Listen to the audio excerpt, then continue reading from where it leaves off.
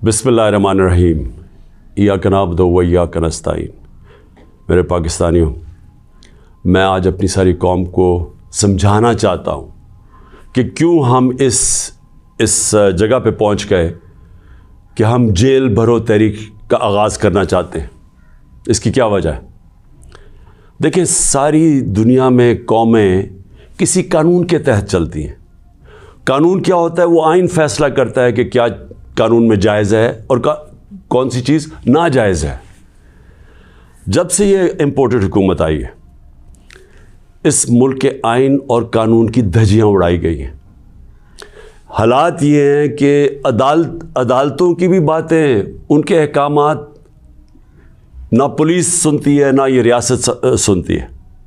میں آپ کو مثال دیتا ہوں کہ ابھی حال ہی میں جب یہ امپورٹڈ حکومت بھاگ رہی تھی اسلام آباد کے لوکل گورنمنٹ الیکشن سے، تو عدالت نے کہا کہ فوری طور پہ ڈیٹ دو، بلکہ انہوں نے تو کہا کہ 48 گھنٹے میں کرواؤ۔ ابھی تک کوئی مہینہ ہونے لگا ہے تقریباً، ابھی تک الیکشنز نہیں ہوئے۔ اس کے علاوہ جس طرح فنڈامنٹل رائٹس، جو بنیادی حقوق، جو ہمارا آئین ہمیں ہمارے بنیادی حقوق کی حفاظت کرتا ہے، حالات یہ ہیں کہ لوگوں کو اٹھایا جاتا ہے۔ کتنے لوگوں کو، سوشل میڈیا کے لوگوں کو اٹھایا گیا، ان کو تشدد کیا گیا ان کے اوپر، صرف اس لیے کہ ان کی کوئی ٹویٹ تھی، اس کے اوپر اٹھایا گیا، تشدد کیا گیا۔ ابھی تک کئی ایسے لوگ ہیں جنہوں نے جس طرح کا تشدد کیا گیا، ابھی تک ان کا ذہنی توازن ٹھیک نہیں ہوا۔ اعظم سواتی، کون سا آئین، کون سا قانون اجازت دیتا ہے کہ ایک ٹویٹ کے اوپر ننگا کر کے اس کے اوپر تشدد کیا جائے، اور پھر جب وہ پھر سے اس کو جیل میں ڈالا جاتا ہے اور پھر اس کو کوئی 30 اس کے اوپر FIR کوئی بلوچستان سندھ میں کی جاتی ہے۔ شیخ رشید، آئین اس کو عدالت اس کو ضمانت دیتی ہے، اس کے باوجود اس کو اٹھا کے لے جاتے ہیں اور اس کے اوپر کیسز سندھ اور بلوچستان میں کر دیتے ہیں۔ فواد چودھری، عدالت 4 دفعہ کہتی ہے IG کو کہ پیش کرو فواد چودھری کو عدالت میں، اور وہ اس کو اسلام آباد لے جاتے ہیں۔ تو یہ تو میں تھوڑی مثالیں دے رہا ہوں جو شہباز گل سے ہوا۔ کسٹوڈیل ٹارچر، تشدد، یہ پاکستان کے قانون کے خلاف ہے۔ تشدد بھی ہوا اور اس کو کوئی ریلیف نہیں ملی، اور پھر ڈرایا دھمکایا گیا اور کیسز کیے گئے۔ پرامن احتجاج ہمارا تھا 25 مئی کو، اس کے اوپر جو ظلم کیا گیا، کون سا قانون اور آئین ایک جمہوریت میں اجازت دیتا ہے کہ پرامن احتجاج کے اوپر تشدد کرو؟ انہوں نے 3 دھرنے ہمارے اگینسٹ دیے اور لانگ مارچز کی، کس کے اوپر ہم نے کوئی سختی کی؟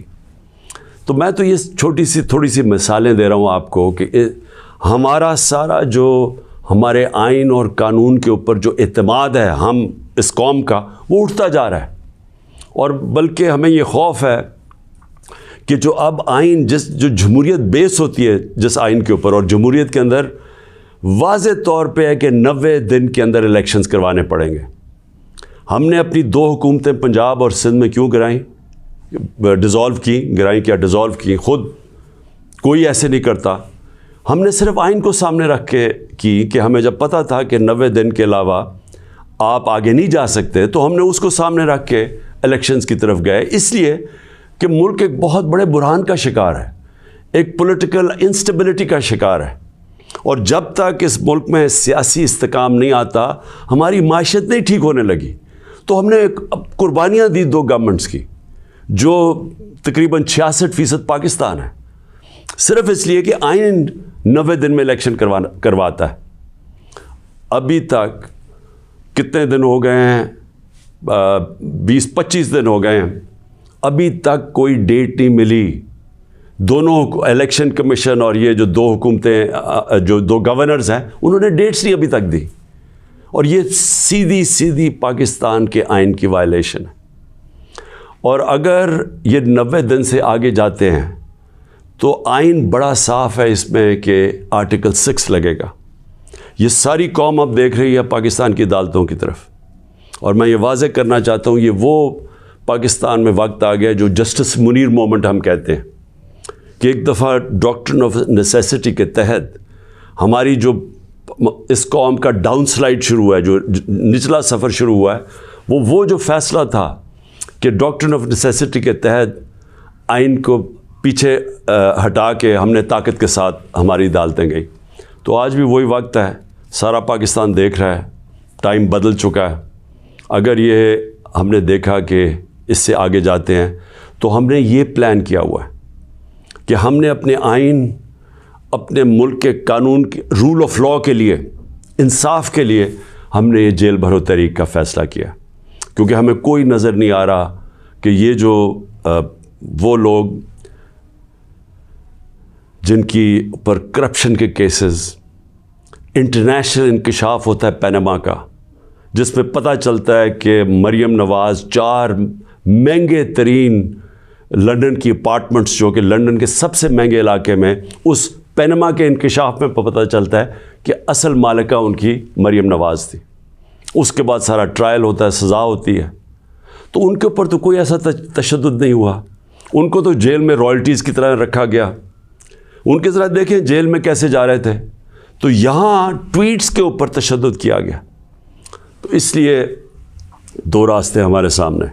ایک راستہ یہ ہے کہ ہم توڑ پھوڑ کریں, انتشار پھیلے گا ملک میں, سڑکیں بند کریں, پتھراؤ کریں, پہیہ جام سٹرائک کریں.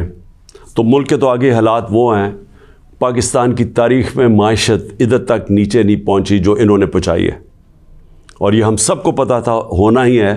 اور ہم نے جو اس وقت ان کے ہینڈلرز تھے ان کو واضح کر کے بتایا کہ اگر آپ نے سازش کر کے حکومت گرائی گئی, ان سے نہیں سنبھالی جائے گی, اور نہیں سنبھالی گئی. تو آج کبھی بھی اتنا بڑا اکنامک کرائسس نہیں آیا جو آج پاکستان میں ہے. کبھی عام لوگوں کی زندگی میں اس طرح کی مہنگائی نہیں آئی جو آج آئی ہے. جو بے روزگاری بڑھتی جا رہی ہے, ایک طرف مہنگائی بڑھ رہی ہے, بے روزگاری, تو ملک کے معاشی حالات تو بہت برے ہیں.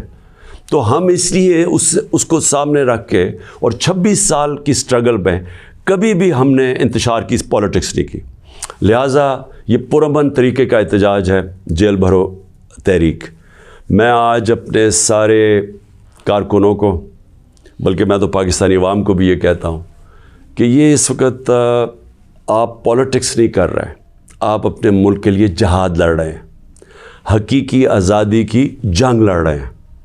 میں آج آپ سب کو کہوں گا کہ میرے اپنے کارکنوں کو کہ جو ہمارے ضلعی صدر ہیں, ڈسٹرکٹ پریزیڈنٹس جو ہیں, ان کے اوپر رجسٹریشن شروع کریں کہ جنہوں نے ہم پہلے ہر پاکستان کے شہر میں ہم جیل بھرو تحریک شروع کریں گے.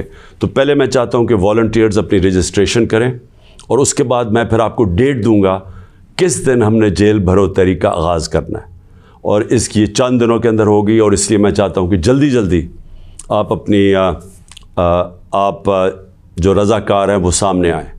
اور انشاءاللہ میں یہ سمجھتا ہوں کہ یہ جو ہماری تحریک ہے, اس سے ہم وہ چیز حاصل کرنا چاہتے ہیں جو پاکستان کو ایک حقیقی آزادی بھی دے گا, اور حقیقی آزادی کا مطلب حقیقی جمہوریت وہ بھی دے گا. اور وہ انشاءاللہ وہی ایک پاکستان کو ایک وہ جمہوریت جدھر رول آف لاء ہے, جدھر قانون کی حکمرانی ہے, وہی پاکستان کو اس دلدل سے نکالے گا. شکریہ.